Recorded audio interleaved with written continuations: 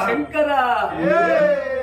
గరడ కంట గబరి మనవరుడా నీలకంఠుడా నిత్యాది నందుడా పులిచేరు మామదరుడ గడిచెరు మామదరుడ గంగాధర ఎందరు మహిమలు దొరికిన గాని నాయన్నో అయ్యో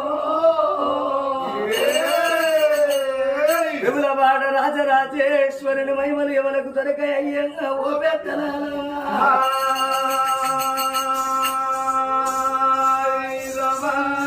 పార్వతీదేవి అఖిలాండ కోటి బ్రహ్మాండ నాయకురాలు ఆది పరాశక్తి లోకమాతవు నీవు